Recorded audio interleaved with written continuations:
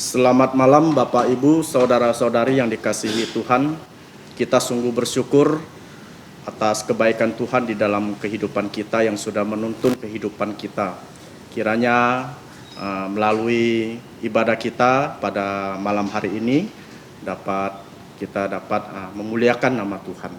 Kita akan masuk di dalam ibadah. Kita akan memuji Tuhan dengan pujian Tuhan berada di bait sucinya.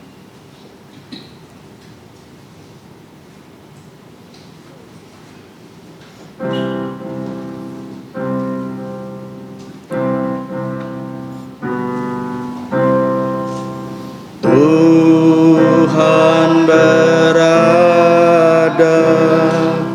di bait sucinya,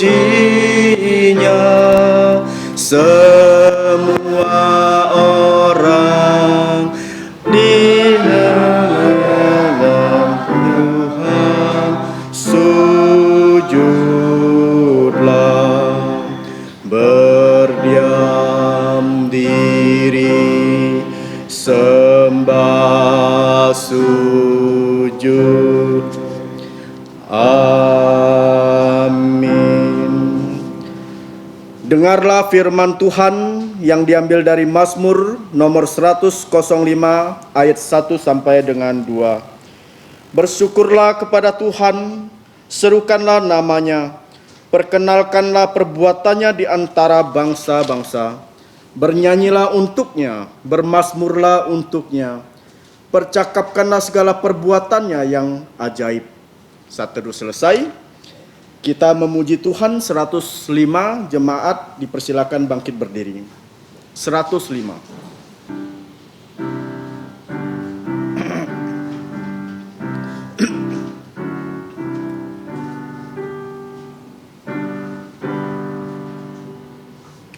Di malam sunyi nan cerah, pujian menggema, malaikat turun mendekat, peti kecapi mas, damai untuk manusia dan berkatnya diberi.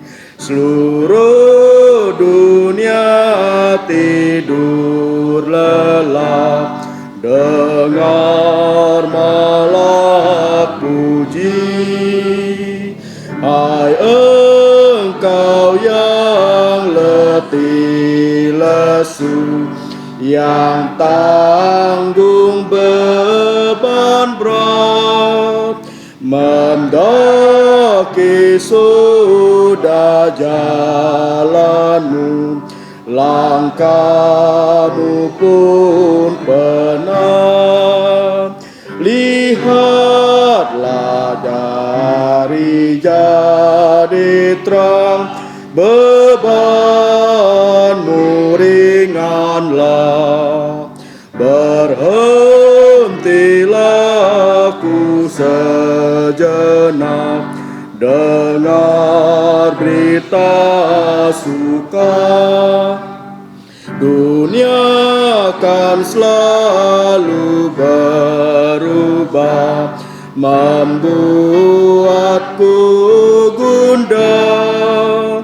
Namun hari yang mulia pasti akan tiba. Raja damai kan datanglah, menyambut umatnya. Seluruh dunia akan penuh sejahtera penebus. Mari kita bersatu di dalam doa. Terpujilah Allah Bapa yang bersemayam di dalam kerajaan sorga, Allah yang mengasihi kami melalui Putra-Mu Tuhan kami Yesus Kristus, yang sudah mati di atas kayu salib demi menebus segala dosa dan pelanggaran kami. Terima kasih Bapa di surga, untuk petang hari ini Engkau sudah memimpin setiap anak-anak-Mu untuk datang di kebaktian matahari terbenam ini. Kami tahu Bapa bahwa kami manusia yang penuh dengan dosa. Kami memohon Bapa, kiranya Engkau menolong, kiranya Engkau menyucikan, mengampuni segala dosa dan pelanggaran kami. Dan kami mau menyembah Engkau lewat firman Tuhan yang akan kami dengar. Kiranya Engkau juga menolong, bukakan lubuk jantung kami, sehingga kami dapat menerima kebenaran firman Tuhan yang disampaikan. Terima kasih Bapa di surga, kiranya Engkau memimpin ibadah ini dari awal dan akhir. Terima kasih Bapa di surga. Inilah doa kami, hanya dalam nama Tuhan Yesus yang sudah mengajarkan kami di bumi, doa Bapa kami yang berbunyi. Bapa kami yang di surga, dikuduskanlah nama-Mu. Datanglah kerajaan-Mu, jadilah kehendak-Mu di bumi seperti di surga. Berikanlah kami pada hari ini makanan harian kami. Dan ampunilah kami akan kesalahan kami, seperti kami juga mengampuni orang yang bersalah kepada kami. Dan janganlah membawa kami ke dalam pencobaan, tetapi lepaskanlah kami dari yang jahat. Karena Engkaulah yang punya kerajaan dan kuasa dan kemuliaan sampai selama-lamanya. Amin. Gloria Patri.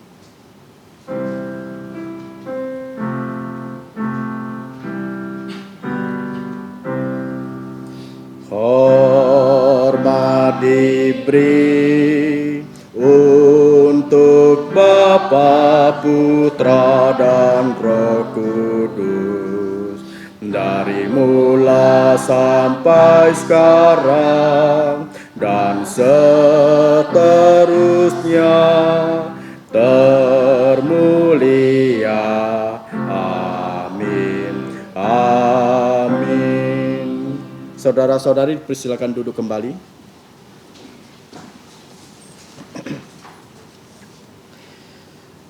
Selanjutnya, persilakan buka Alkitab, yaitu Injil Matius pasal 17 ayat 24 sampai dengan 27. Injil Matius pasal yang ke-24 sampai dengan 27. Kita akan membacanya secara bertanggapan. Saya baca yang 24, saudara-saudari baca yang ke-25. Nanti 2 ayat 26 sama 27 kita akan sama-sama membacanya. Matius pasal 17 ayat 24 sampai dengan 27. Ketika Yesus dan murid-muridnya tiba di Kapernaum, datanglah pemungut bea bait Allah kepada Petrus dan berkata, "Apakah gurumu tidak membayar bea dari 2 dirham itu?" Jawabnya, "Memang membayar." Dan ketika Petrus masuk rumah, Yesus mendahuluinya dengan pertanyaan, "Apakah pendapatmu, Simon? Dari siapakah raja-raja dunia ini memungut bea dan pajak? Dari rakyatnya atau dari orang asing?" Sama-sama jawab Petrus, "Dari orang asing." Maka kata Yesus kepadanya, "Jadi bebaslah rakyatnya, tetapi supaya jangan kita menjadi batu sandungan untuk mereka. Pergilah memancing ke danau, dan ikan pertama yang kau pancing, tangkaplah dan bukalah mulutnya. Maka engkau akan menemukan mata uang 4 dirham di dalamnya. Ambillah itu dan bayarkanlah kepada mereka, untukku dan untukmu juga." Berbahagialah orang yang kesukaannya membaca, merenungkan, dan menjalankan firman Tuhan. Selanjutnya kembali kita akan memuji Tuhan dengan pujian 212. 212.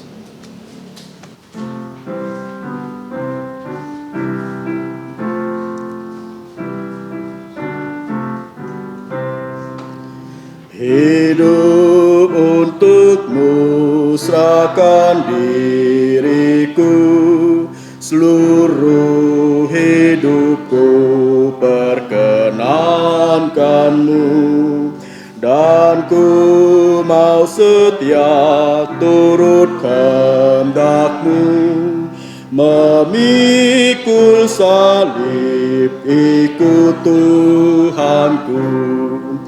Oh Yesusku Tuhanku, ku serahkan diriku, ku rela disalibkan untuk menebusku.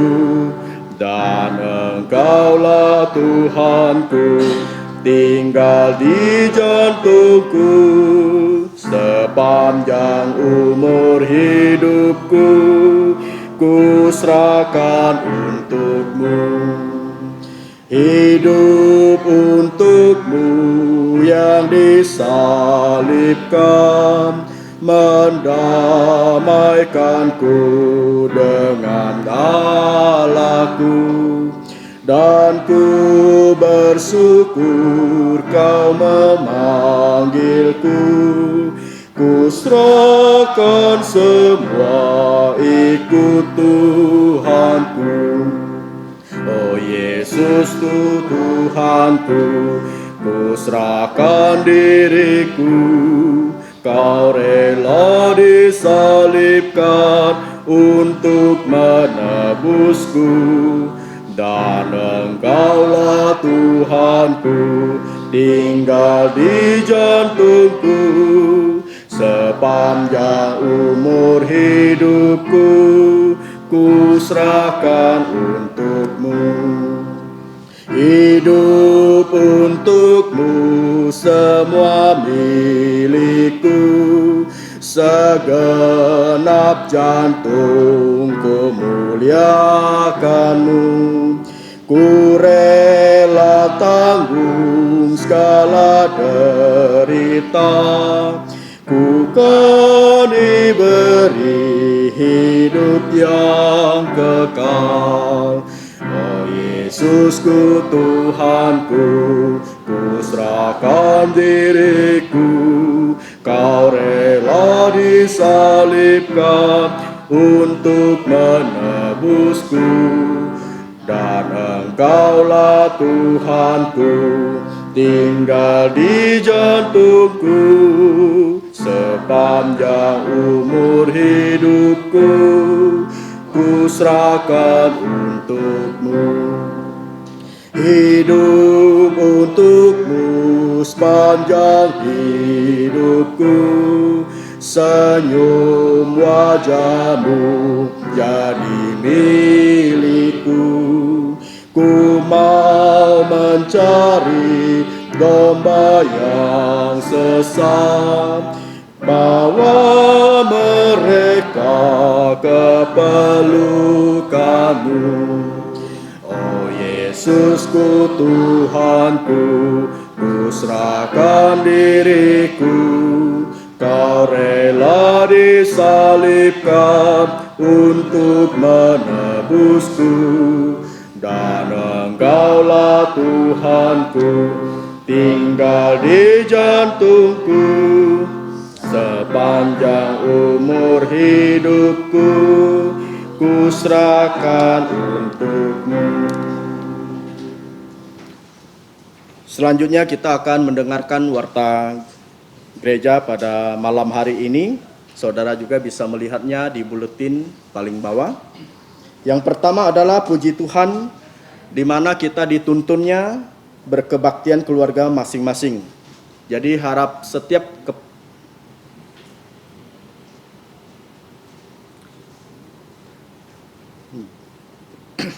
warta gereja kita pada hari ini adalah yang pertama, puji Tuhan di mana kita dituntunnya berkebaktian di keluarga kita masing-masing.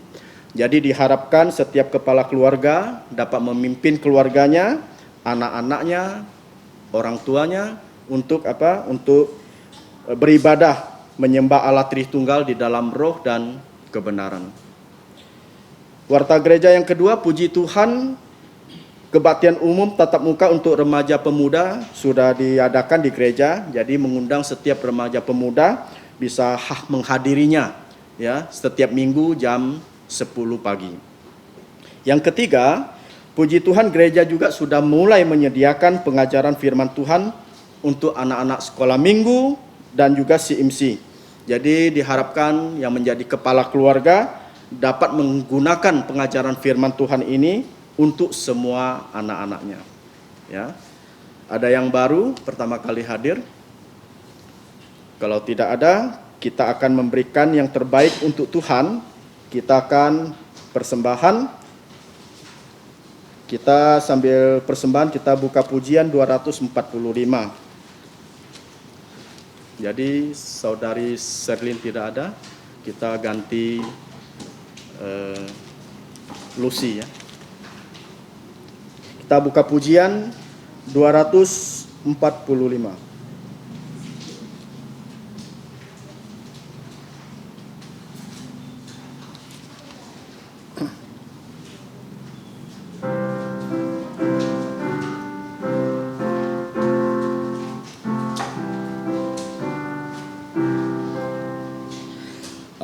Ajarlah aku ini membawa jiwa padamu. Banyak kawan binasa jatuh dalam dosa. Adakah yang peduli berdoa untuknya? Ku mau membawa jiwa meski hanya satu. Sekali lagi. Ajarlah aku ini membawa jiwa padamu. Banyak kawan binasa jatuh dalam dosa. Adakah yang peduli berdoa untuknya?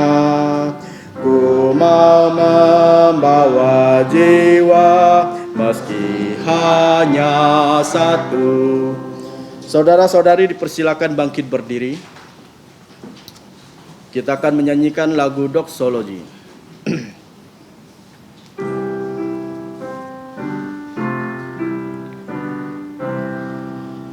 Puji Allah sumber berkat, puji Dia semua ciptaannya, puji Dia para malaikat, Bapa, Putra dan Roh Kudus. Amin. Mari kita berdoa. Allah Bapa yang bertata di dalam kerajaan sorga, kami mau mengucap syukur dan terima kasih di tengah-tengah ibadah ini, kami boleh menyembah Engkau lewat persembahan. Ini semua adalah berkat-berkat yang sudah kami terima di dalam kehidupan kami. Dan pada saat ini kami mau mengembalikan sebagian berkat yang sudah kami terima lewat persembahan ini. Kiranya Engkau berkati dan Engkau berkenan, Engkau memberkati setiap tangan-tangan yang sudah memberi dengan rela dan sukacita. Pakailah uang ini untuk pekerjaan Tuhan, secara khususnya di Pos PI Serdam ini. Terima kasih Bapa di surga, sebentar kami siap mendengarkan firman-Mu, kiranya Engkau menolong agar dibukakan mata rohani dan telinga rohani kami, agar kami dapat melihat kebenaran firman Tuhan, dan kami juga dapat mendengar kebaikan-kebaikan kebenaran firman Tuhan. Terima kasih Bapa di surga. Ampunilah segala dosa dan pelanggaran kami, hanya di dalam nama Tuhan Yesus. Amin. Silakan duduk.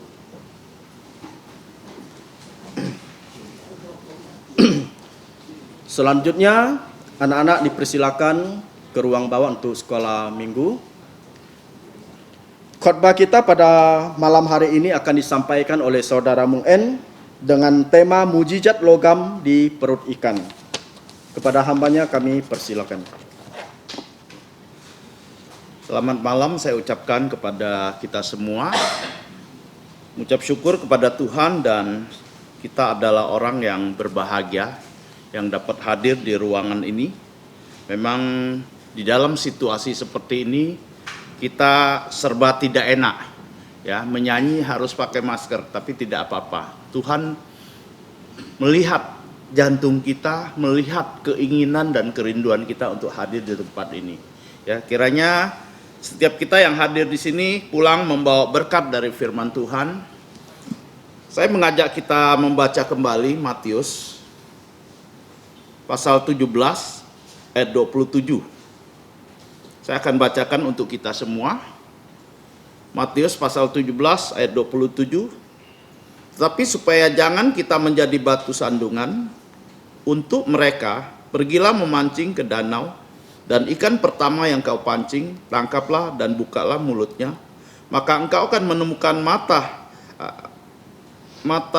uang 4 dirham di dalamnya. Ambillah itu dan bayarlah kepada mereka untukku dan untukmu. Sebelum kita merenungkan firman Tuhan, kita berdoa.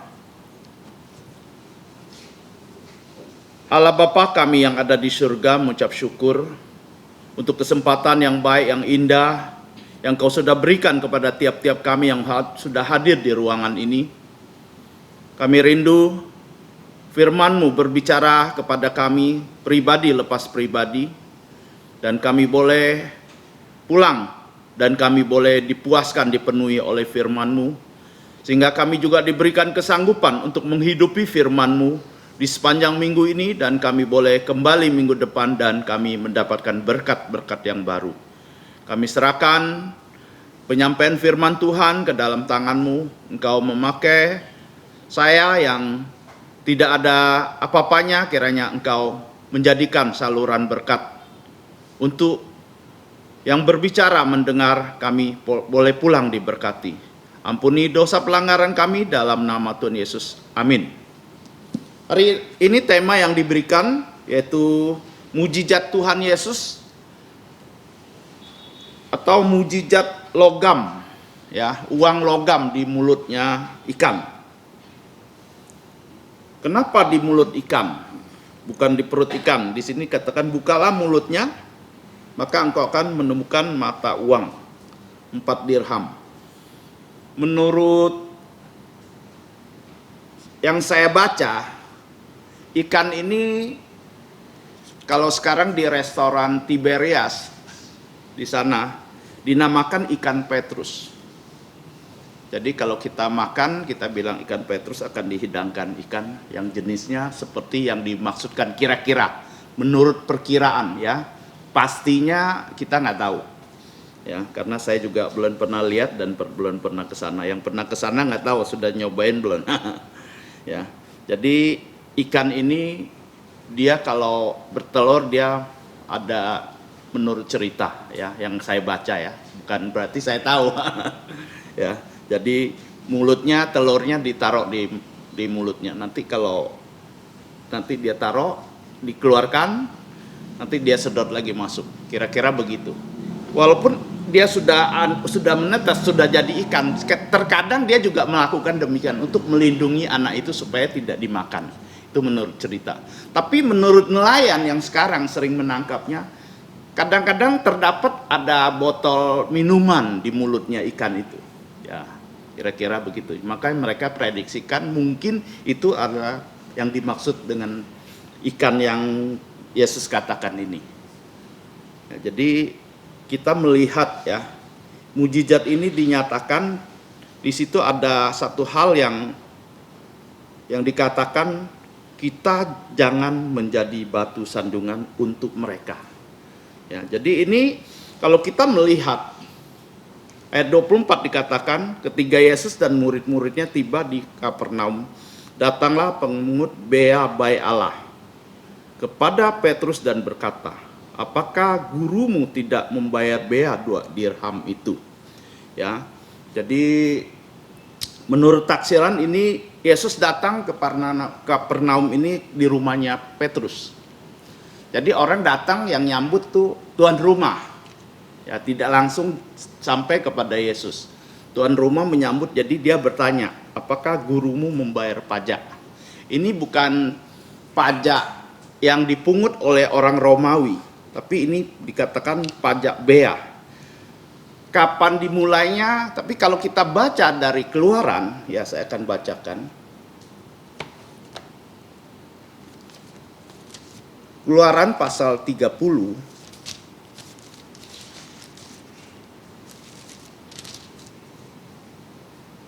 ayat 13. Inilah yang harus dipersembahkan tiap-tiap orang yang akan, termasuk orang-orang yang terdaftar, itu setengah siskal. Ditimbang menurut siskal kudus, siskal ini 20 gerah beratnya. setengah siskal itu adalah persembahan khusus kepada Tuhan. Setiap orang yang akan termasuk orang-orang yang terdaftar itu pada umur 20 tahun ke atas haruslah mempersembahkan persembahan khusus itu kepada Tuhan. Ya, jadi kalau kita lihat bahwa ini adalah persembahan untuk baiknya. Setengah siskal itu kira-kira 2 dirham ya. Jadi ini ada 1 siskal kira-kira kalau mau diukur ya. Jadi orang bilang memulainya dari waktu perintah Allah kepada Musa. Jadi setiap laki-laki atau setiap orang, tidak terkecuali dikatakan setiap orang jadi harus mempersembahkan uang ya kepada Bait Allah. Kalau sekarang disebut gereja ya. Jadi di sini Petrus ditanyakan sama orang yang memungutnya. Mungkin utusan atau bendahara atau gimana, kita tidak dijelaskan di sini. Datang kepada Petrus, Petrus menjawab. Belum dia tanya sama Yesus, apakah mau bayar? Tapi dia sudah bisa menjawab. Ya, iya, guruku pasti membayar.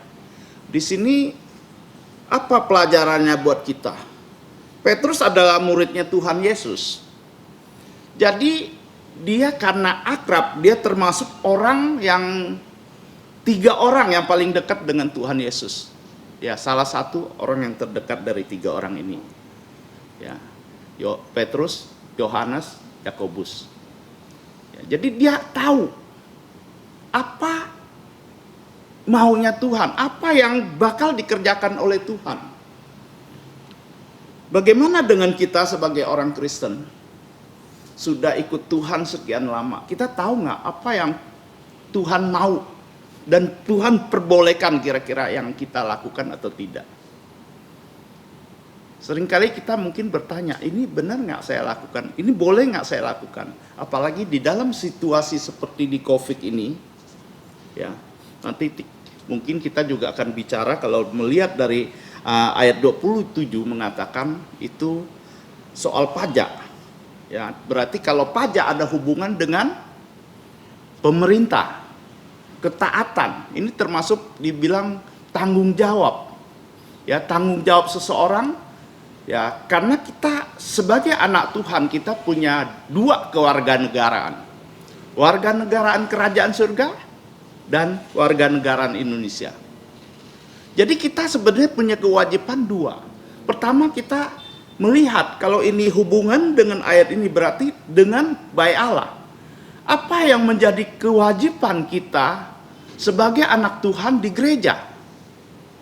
Kebanyakan orang lebih suka berbicara tentang hak daripada berbicara dengan soal kewajiban. Ya, coba kita melihat ya, banyak kejadian-kejadian atau hal-hal kita melihat. Misalnya ada contoh kita masuk satu ke perusahaan, kita lebih banyak tanya, saya dapat gaji berapa? Saya dapat fasilitas apa? Jarang orang tanya duluan, saya tugasnya apa? Kewajiban saya apa atas perusahaan ini? Ya, ada satu cerita yang saya dengar. Ya, saya dengar kesaksian demikian, ini nggak tahu kejadian sungguh atau kejadian hanya ilustrasi. Saya pikir cocok dengan firman malam ini. Ada seorang anak Tuhan bekerja dengan seorang bos sudah 20 tahun. Ya, berarti hubungannya sudah dekatlah karena kerjanya sudah 20 tahun. Kebetulan bosnya juga orang Kristen. Jadi suatu hari mereka berdua sedang berbincang-bincang, dia bilang gini, Pak, boleh saya bicara dari hati ke hati? Silakan, kata bosnya. Kita kan sudah sekian lama kenal. Silakan bicara apa yang menurut Anda perlu bicarakan, saya akan mendengar. Saya kerjakan sudah 20 tahun di sini. Saya rasa gaji saya sudah tidak pantas segitu, bos. Bosnya bilang, boleh nggak saya bicara dari hati ke hati? Oh, silakan bos. Begini sebenarnya, tahun pertama kamu masuk saya mau pecat kamu karena kewajibanmu tidak kamu jalankan dengan baik. Tapi mengingat anakmu, istrimu perlu makan, jadi saya bertahan. Sampai 20 tahun ini, saya bertahan dengan sikapmu yang jelek itu. Ini satu gambaran, bagaimana dengan kita? Ya mungkin kita datang gereja, ada orang pikir saya dapat apa dari gereja.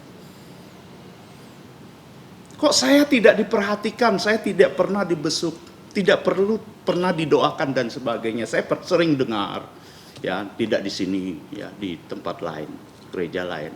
Di sini mungkin tidak ada, ya. Saya kok nggak dibesukin, kok saya dicuekin dan sebagainya.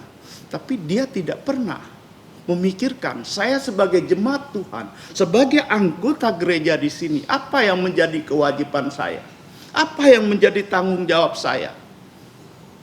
Ya kita berbicara tanggung jawab ini, ya memang kita nggak semua bisa bilang, oh saya mau berdiri di sini, saya mau main organ atau sebagainya. Tidak semua orang punya talenta seperti itu. Tapi kita ada, apa yang ada kepada kita, kita sebagai orang atau yang sebagai bagian daripada gereja tersebut, kita harus melihat keperluan gereja apa. Saya punya apa untuk diberikan kepada gereja. Nah, itulah kita berikan. Ya, mungkin kalau kita bicara uang, ya misalnya perpuluhan, persembahan khusus. Ya, kalau di gereja yang dulu saya ikuti, setiap misalnya bulan pertama, tahun pertama, bulan pertama, setiap orang maju ke depan kasih persembahan khusus di atas mimbar, ditaruh satu meja di sini misalnya. Jadi persembahan semua taruh. Nah, terus ada gereja-gereja yang lain, dia tiap bulan ada iurannya. Ya, kalau nggak bayar ditempel, wah nama Mung N kosong berapa bulan.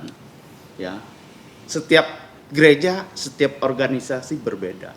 Tapi di sini berbicara tentang kewajiban kita. Ya, sekarang misalnya saya tidak dibesuki, kamu pernah nggak besukin orang?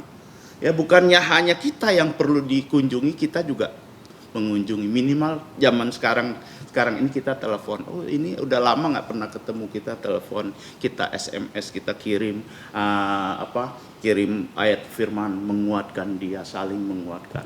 Nah, inilah tanggung jawab kewajiban kita bersama. Mungkin ada sesuatu, saya punya talenta mengajar sekolah minggu, ya. Sampaikanlah kepada hamba Tuhan di sini, ini mungkin perlu dilatih atau diarahkan. Ya nggak bisa bilang mau ngajar langsung bisa ngajar, perlu belajar dulu, perlu melihat dulu. Saya dulu sebelum ngajar sekolah minggu, saya jadi asisten guru sekolah minggu. Jadi kerjaan saya apa? Absen.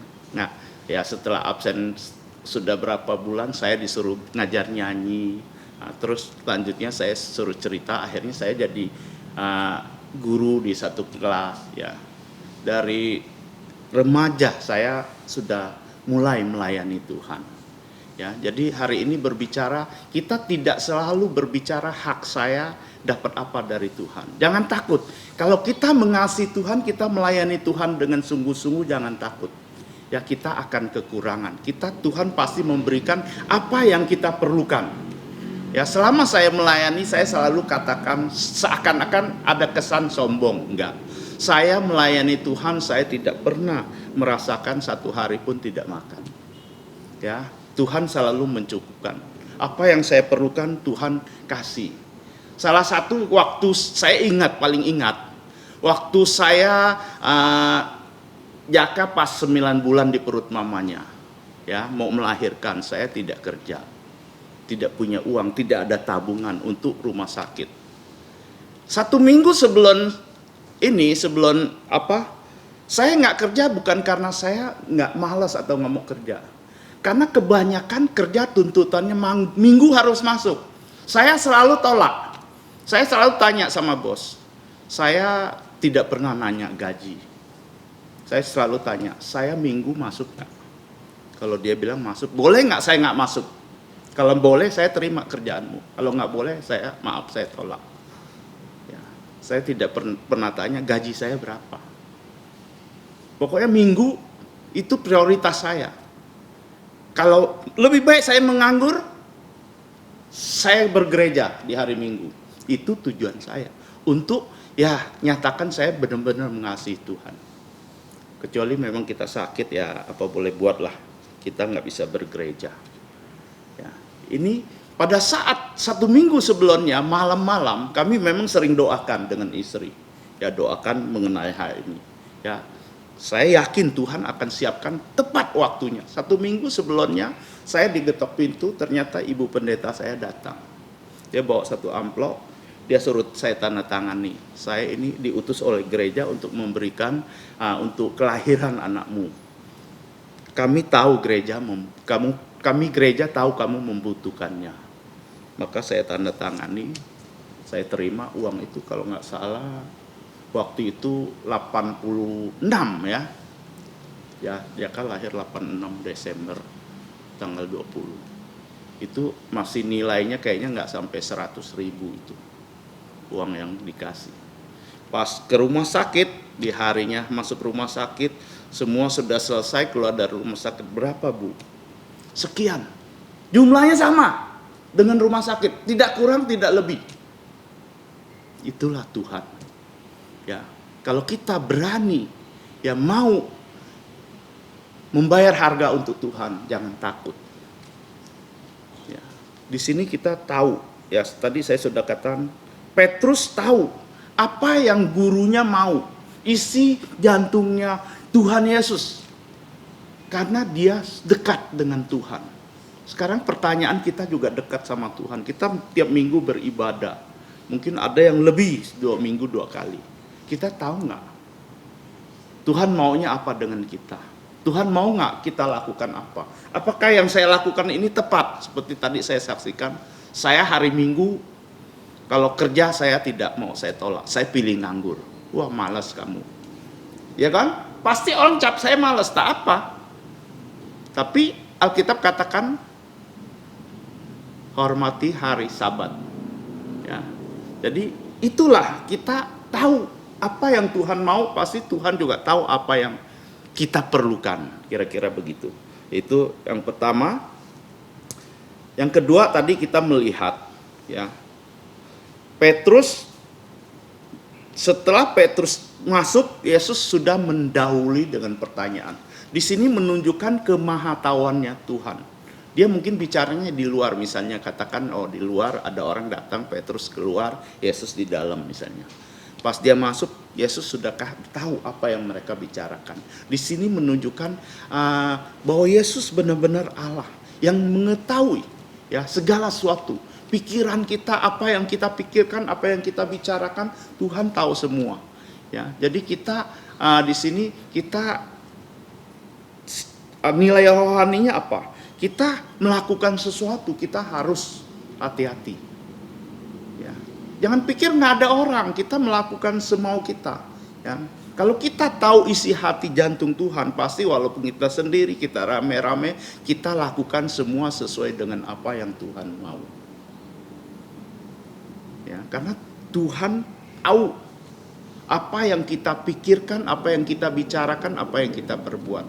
Jangan sampai apa yang kita berbuat menjadi batu sandungan di ayat 17. Ya, orang melihat kita, orang menilai kita loh, setiap kita loh. Saya sering katakan, kadang-kadang saya lihat orang, wah di situ lagi sibuk-sibuk. Saya gini-giniin, dia nggak lihat, saking sibuknya dia. Nah, berarti kan kita secara tidak sadar kadang-kadang orang melihat kita dan menilai kita secara langsung. Selanjutnya kita melihat ayat 27, tetapi supaya jangan kita menjadi batu sanjungan untuk mereka, pergilah memancing ke danau, dan ikan pertama yang kau pancing, tangkaplah itu, bukalah mulutnya, dan engkau akan menemukan mata uang 4 dirham di dalamnya, dan ambillah itu, bayarlah kepadanya untukku dan untukmu. Ya, jadi berbicara tanggung jawab. Ya, tadi sudah bicara tanggung jawab kita kepada Allah, yaitu sebagai anggota kerajaan Allah. Kita tahu apa yang dibutuhkan gereja, kita melakukannya, kita siap, ya, artinya memberikan. Ya, walaupun di sini bentuknya uang, ya, tanggung jawab.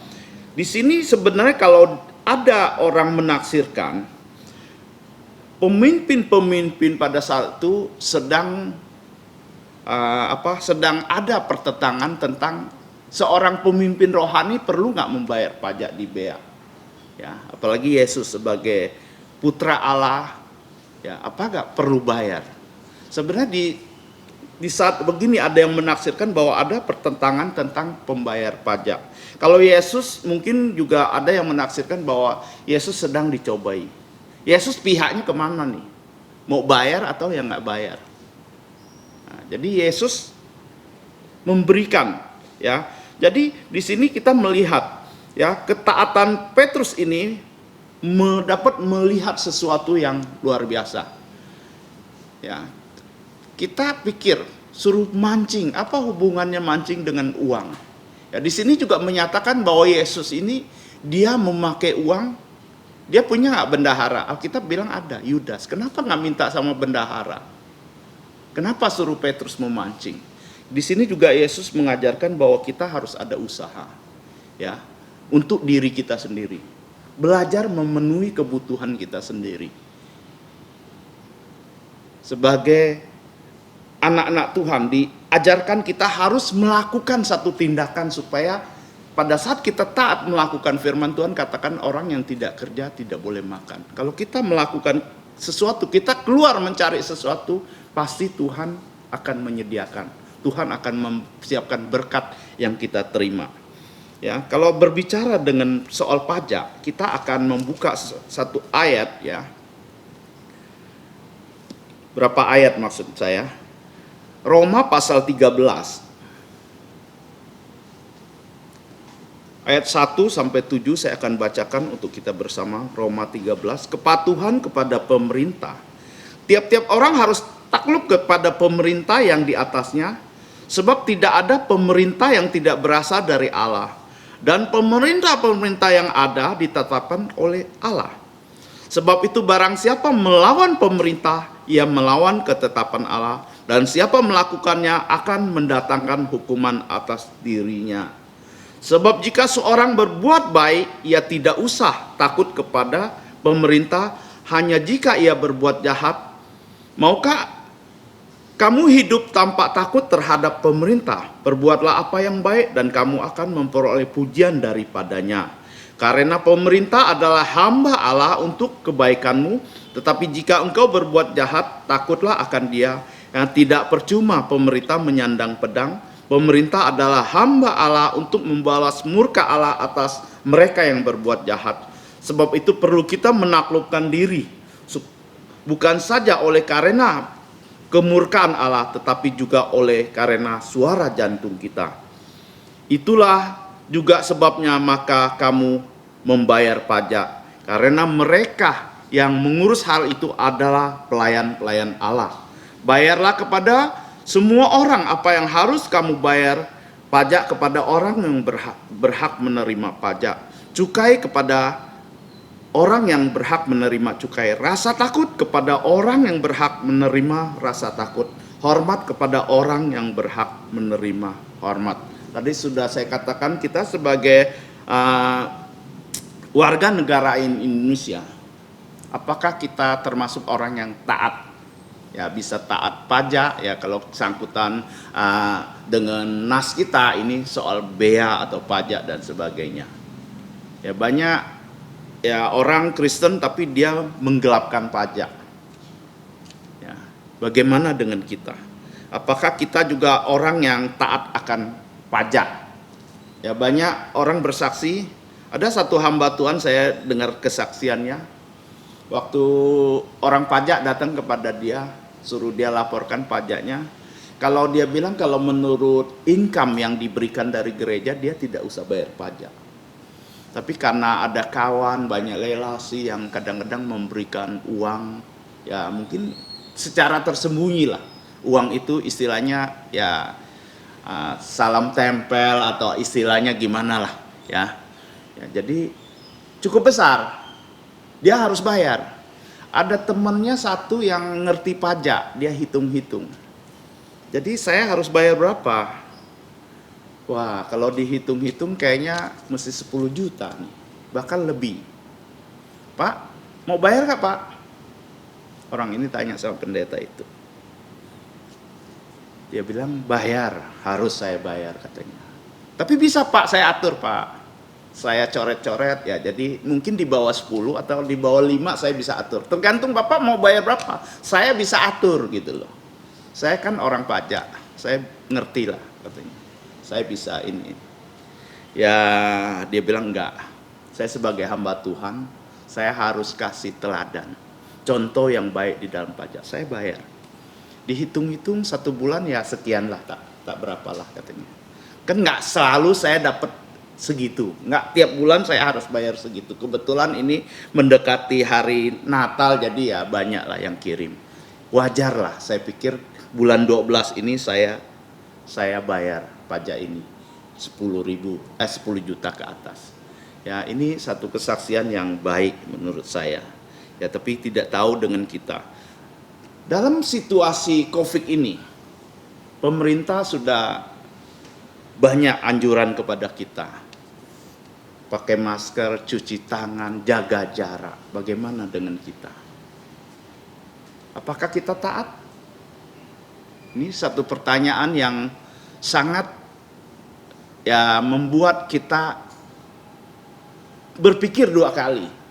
Saya coba melihat atau mengintip ya YouTube gereja-gereja lain. Ada gereja di sini dibikin kaca kat. Saya di sini yang bicara, yang terjemah di sini. Pakai alat pelindung lagi. Kalau kita lihat apa yang kita nilai? Mungkin ada yang menilai gini, wah ini orang kurang iman. Masa gitu aja takut? Sama COVID aja kok takut? Sama yang kecil-kecil aja takut? Lihat dong saya, tak usah ini. Ya, ini tergantung kita kembali menilai kita sendiri. Ya, tergantung kita. Jadi, saya ingin katakan demikian. Kita, apa yang dianjurkan pemerintah tadi dikatakan, semua yang dilakukan, ya, pemerintah semua berasal dari Allah. Ya, tidak ada pemerintah yang tidak berasal dari Allah. Barang siapa melawan ketetapan Allah, sebab siapa yang melawan pemerintah, ia melawan ketetapan Allah. Ya, jadi pemerintah, ya memang kita kadang-kadang kembali kepada soal pajak. Orang bilang, aduh pemerintah pakai uang begitu, begini, saya nggak usah bayar pajak. Saya bayar pajak juga masuk kantong orang. Kita nggak usah peduli dengan hal-hal itu. Yang penting kewajiban tanggung jawab kita laksanakan. Ya, kita nggak peduli apa yang orang bicara tentang kita. Mau dikatakan tidak beriman, kayak takut dan sebagainya. Yang penting kita harus punya satu keteladanan yang diajarkan hari ini oleh Yesus. Yesus kalau secara ini dia tidak perlu bayar. Tapi dia bilang supaya tidak menjadi sandungan. Artinya saya boleh tidak bayar sebenarnya.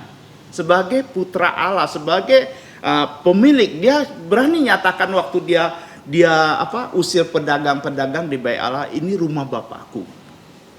Ya, artinya sebagai anak Allah dia seharusnya boleh tidak bayar. Tapi di sini kita belajar dari Tuhan Yesus, satu keteladanan. Ya, bahwa kita harus tidak menjadi batu sandungan bagi orang lain. Paulus malah katakan di 1 Korintus dia katakan demikian ya.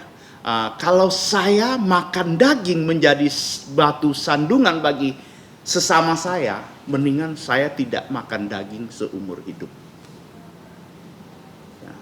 Jadi artinya kalau kita tahu hal itu menjadi batu sandungan bagi orang lain, mendingan kita jangan melakukannya. Ya, tapi Yesus sendiri mengajarkan juga di mana kita harus toleransi, di mana kita harus tegas. Dalam hal apa kita harus tegas? Ya, Yesus juga di dalam perumpamaan dia berani katakan dengan kata yang tegas dan berani. Ya, akhirnya muridnya bilang apa? Yesus, kata-katamu ini menjadi batu sandungan bagi orang. Ya, yang mana tegas? Ya, kalau kita Misalnya, katakan kalau kamu nggak percaya Yesus, pasti kamu masuk neraka. Itu nggak apa. Kita jangan takut orang itu tersinggung atau sebagainya.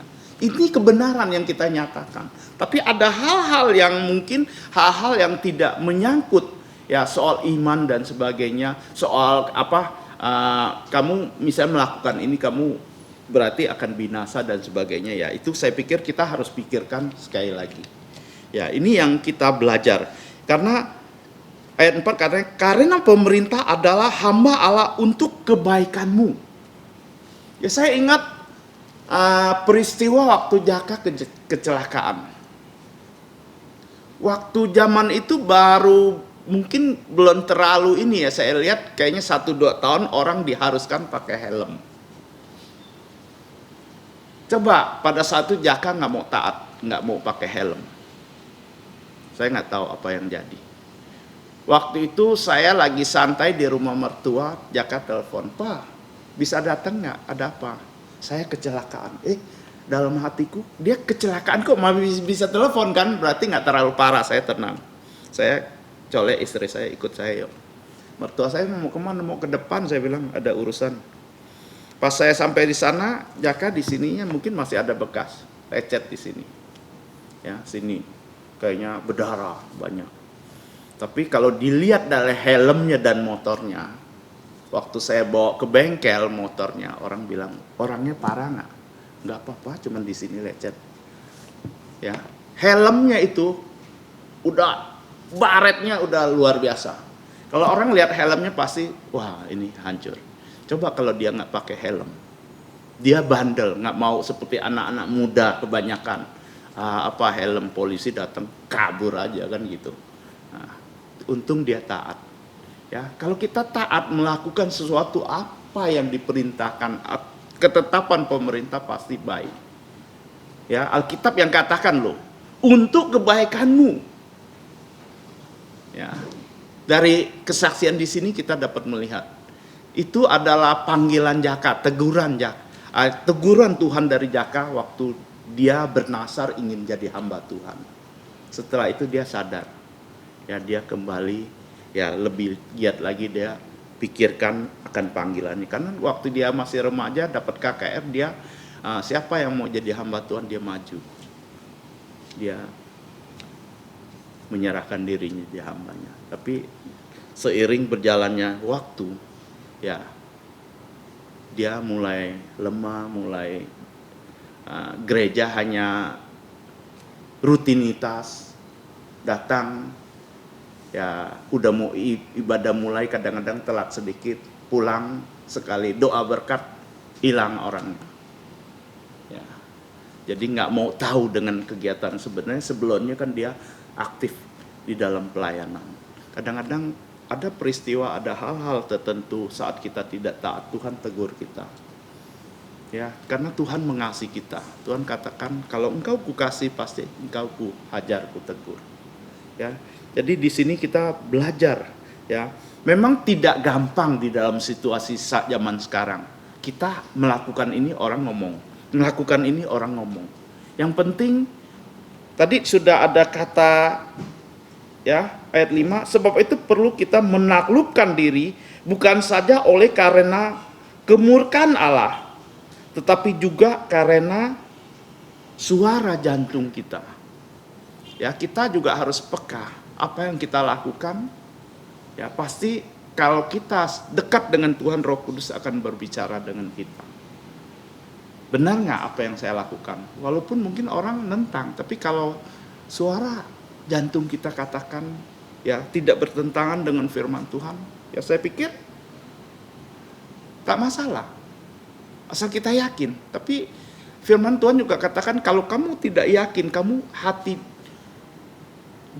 jantung nuranimu ada serak, ada sesuatu yang tidak ini, jangan kamu lakukan. Kalau kamu lakukan itu dosa. Ya, jadi kita kembali semuanya bagaimana kita tahu kita boleh taat tentang ini, itu enggak dengan pemerintah, ada ajarannya di firman Tuhan. Maka oleh karena itu, kalau tadi sudah saya katakan kenapa Petrus bisa tahu lubuk jantung Tuhan, kita harus sering baca firman. Ya, saya nggak tahu sejak kita sudah jadi orang Kristen sekian lama, sudah berapa kali kita baca Alkitab dari Kejadian sampai Wahyu. Mau nggak malam ini kita komitmen, ya, di akhir tahun, nggak apa. Istri saya selalu membeli, setiap tahun beli Alkitab baru satu, ya, atau 2 tahun sekali. Kemarin ke Jakarta beli satu. Dia selalu kasih tanda tangan seperti diajarkan gembala kita dulu di Istara. Kalau kamu selesai Kejadian sampai pasal terakhir kamu tanda tangani, kasih tanggal, berarti kamu selesai. Nanti kamu bisa lihat, periksa bagian mana yang belum ada tanda tangan, berarti itu belum kamu baca. Ya, boleh kamu baca dari Kejadian, terus Perjanjian Baru, ya.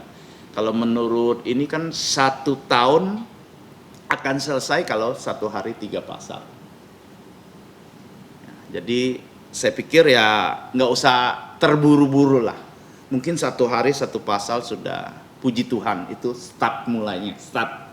Ya, yang penting 3 tahun berarti selesai 1 Alkitab, kira-kira begitu. Ya, kalau kita sering melakukan begitu, pasti orang melihat kita menjadi orang yang berbeda. Tadi saya katakan waktu di BBK sama anak-anak remaja, kamu mau lihat bagaimana dengan dirimu, kamu ukur aja sama orang yang tidak percaya.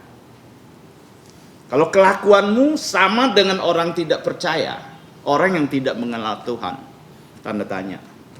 Apakah kau sungguh-sungguh percaya sama Tuhan? Kamu harusnya berbeda dengan mereka. Orang melihat kamu aneh. Kok orang ini begini, makan berdoa. Kok orang tuanya mati malah nyanyi. Kamu selalu mengucap syukur dan kamu bisa memaafkan orang. Dan sebagainya. Orang melihat kamu berbeda. Berarti itu sudah baik. Ya, bukan berarti terbaik. Ya, sudah cukup baik. Ya. Karena hidup kita dinilai oleh orang. Ya, saya sering katakan orang yang paling tahu siapa saya adalah istri dan anak-anak saya. Demikian juga kita yang duduk di sini. Ya, siapa yang paling kenal kita, yaitu keluarga kita yang terdekat. Kalau keluarga kita, ya ini nggak bisa bilang patokan ya. Keluarga kita sebagai anak Tuhan sudah sekian lama, tapi mereka masih sering menolak untuk ikut kita beribadah. Atau ada teman akrab kita yang sering tidak mau ikut kita ibadah. Kita juga harus mulai mengintrospeksi diri kita. Apakah selama ini saya punya teladan, satu penampilan baik bicara, baik dalam banyak hal saya menunjukkan bahwa saya orang Kristen. Jangan-jangan kita orang Kristen hanya di gereja saja. Dan di luar gereja kita bukan orang Kristen. Orang melihatnya kita bukan orang Kristen, maksud saya. Oh, orang itu orang Kristen. Bisa nggak kita datang ke mall, orang langsung tahu. Wah, ini pendeta.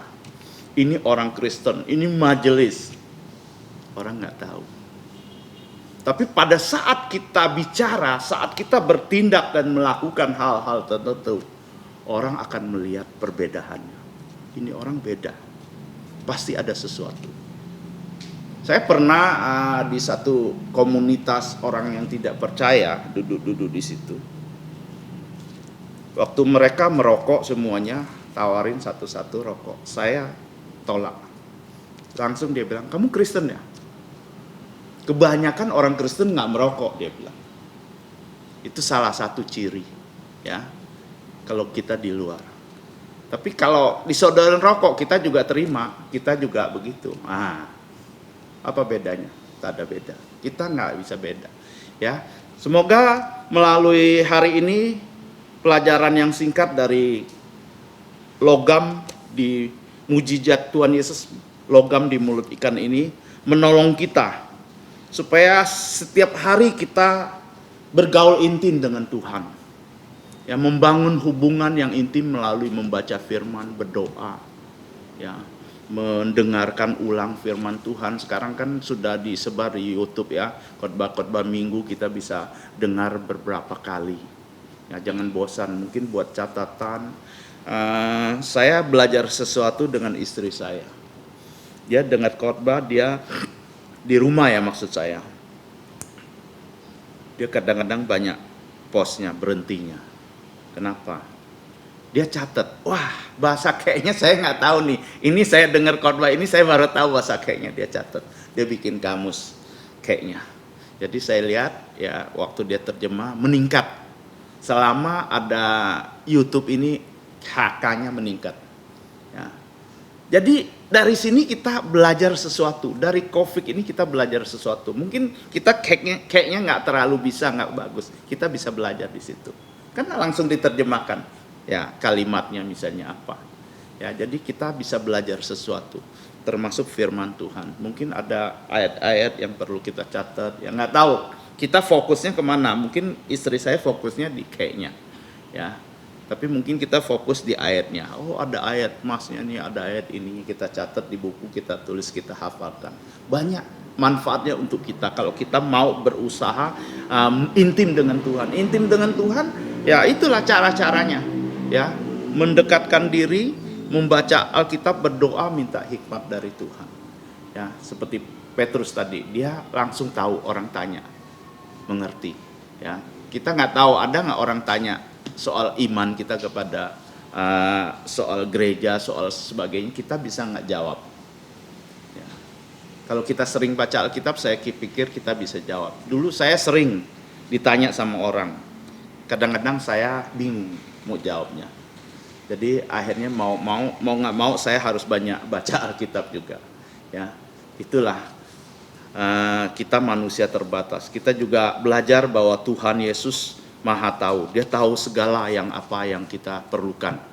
Ya, asal kita mau mengasihi Dia sungguh-sungguh dan membayar harga, kita pasti menjadi orang yang diberkati secara rohani. Kalau soal makan minum minimal cukup. Ya, kita tidak harus menjadi orang yang punya mobil dan sebagainya. Ya, Tuhan tidak tanya kamu punya mobil berapa nanti ketemu di surga. Kamu punya rumah berapa ya. Orang juga nggak bakal tanya ya kepada kita. Tapi orang melihat ya kita imannya gimana. Orang akan menjadi tertarik dengan apa yang kita kita lakukan di dunia ini. Sehingga dia mau percaya Tuhan Yesus. Karena Tuhan menolong kita menjadi pribadi menjadi teladan di dalam dunia ini yang gelap ini menjadi terang buat mereka. Mereka melihat perbedaan apalagi di saat COVID ini. Ya, kita tetap datang beribadah. Ya, soal sakit yang penting kita jaga. Ya, saya yakin kalau kita jaga dengan baik-baik dan kita menyandarkan Tuhan, kita pasti tidak akan ketularan. Sekalipun kita ketularan, kita tetap beriman kepada Tuhan. Berarti kita lebih cepat ketemu dengan Tuhan Yesus. Katakan misalnya kita kena terus mati. Berarti kita orang yang lebih bahagia. Kita bisa langsung berjumpa. Ada di tempat yang baik itu. Ya, kiranya Tuhan terus meneguhkan iman kita, menolong kita. Kita bukan orang yang ketakutan, tapi kita orang yang harus waspada dan mentaati apa yang sudah dianjurkan oleh pemerintah, dan kita berusaha bekerja sama dengan pemerintah. Kiranya Tuhan menolong kita. Mari kita berdoa. Bapa di surga, mengucap syukur untuk firman-Mu yang sudah kami dengar.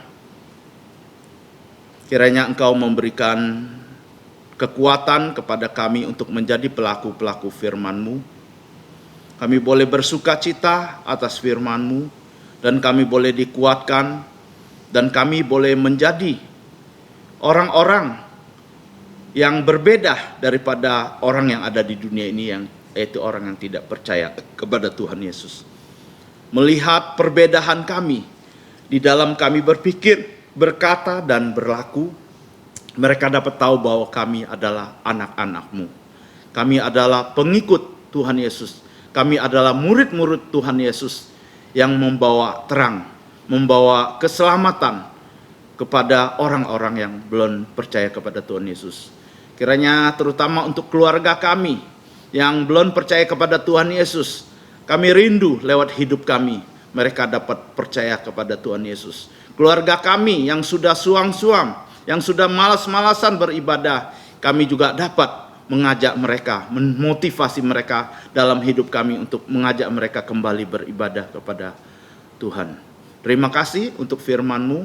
Dalam nama Tuhan Yesus kami ucap syukur, berdoa. Amin. Mari kita memuji Tuhan. Sebelum kita menerima doa berkat atau doa penutup, 144, pujian 144. Firman hidup.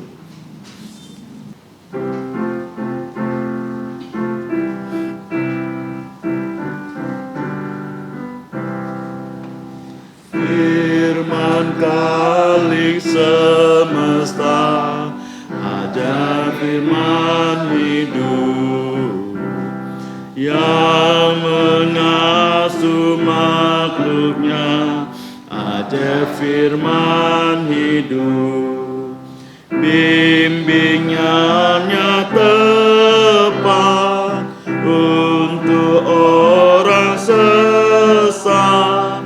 Firman indah, firman ajaib, firman yang beri hidup.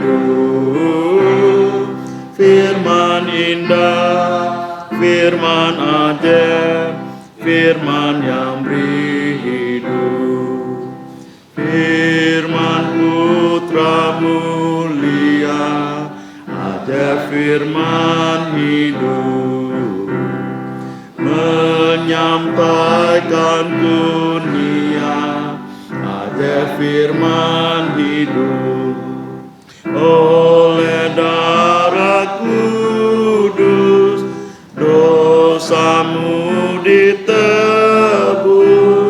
Firman indah, firman ajaib, firman yang beri hidup. Firman indah, firman ajaib, firman yang beri hidup. Beritakanlah Injilnya, ada firman hidup yang berikan dan sentosa, ada firman hidup. Yesus Kristus Tuhan yang beri pengharapan, firman indah, firman ajaib, firman yang beri hidup. Firman indah, firman ajaib, firman yang beri hidup. Mari kita bangkit berdiri, kita minta hambanya. Mari kita bersatu dalam doa. Allah Bapa kami di surga, Allah Bapa yang mengasihi kami dalam Putra-Mu Tuhan Yesus Kristus, yang sekaligus adalah Kepala Gereja, yang telah memerintahkan gerejanya untuk bertemu di hari kebangkitan Yesus, sehingga kami dari tadi pagi sampai saat ini dituntun Engkau, karena anugerah-Mu kami bisa berkebaktian, kebaktian pagi, kebaktian anak, kebaktian matahari terbenam, bahkan juga sekolah minggu. Ya Bapa, ini adalah suatu wujud dari suasana surgawi, di mana Tuhan Yesus yang sudah mengalahkan maut memberikan kami iman kemenangan, di mana kami dapat memuji nama-Mu, membawa persembahan, bahkan menerima firman-Mu yang kekal. Ya Bapa, kami percaya firman-Mu yang sudah kami terima, dengan kuasa Roh Kudus, kami akan dimampukan menjadi anak-anak-Mu yang taat, yang tekun, terdidik dalam firman, tahan uji, sehingga kami bisa menjadi teladan untuk memuliakan nama Putra-Mu Tuhan Yesus. Ya Bapak, kami akan pulang ke rumah kami masing-masing. Kami serahkan hidup kami kembali. Jikalau Tuhan Yesus belum datang pada minggu ini, Kami percaya Engkau menyertai kami, baik yang masih sekolah maupun yang sudah bekerja, yang dalam pekerjaannya harus bertemu dengan banyak orang. Kiranya kami dilindungi dari mara bahaya maupun sakit penyakit. Ya Bapa, kami percaya bahwa COVID-19 ini mengingatkan kami akan kedatangan Yesus yang semakin dekat. Dunia bukan semakin baik, tetapi semakin kacau. Ya Bapa, tolonglah kami belajar firman-Mu dari Kejadian sampai Wahyu, baru kami paham kenapa dunia ini menjadi seperti ini. Tolonglah kami ya Bapa menjadi saksi Tuhan Yesus, dan juga belas kasihan-Mu kepada kami. Jikalau di antara keluarga kami ada yang belum percaya Yesus, berikan kami keberanian, bukan hanya hidup kudus, tapi juga membuka mulut kami, memberitahu mereka, kalau tidak percaya Yesus, pasti masuk neraka. Tolonglah ya Bapa, ketika kami memberitakan Injil Tuhan Yesus, Engkau berbelas kasihan, menyelamatkan orang-orang melalui Injil Tuhan Yesus. Ya Bapa, kami serahkan hidup kami secara pribadi dan juga gereja-Mu, mohon Engkau melindungi, sehingga kami menjadi saksi Tuhan Yesus yang baik, sampai Ia datang untuk kedua kali. Inilah doa kami yang kami naikkan dengan ucapan syukur hanya dalam nama Tuhan Yesus. Amin. Amin. Amin. Amin. Amin. Silakan duduk saat teduh. Pujian terakhir 424, Tuhanmu memberkatimu dan melindungimu.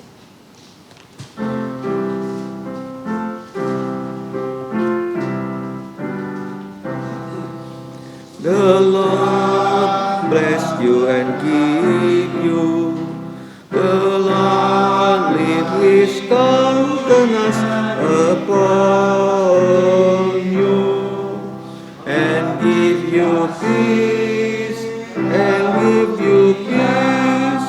The Lord make His face to shine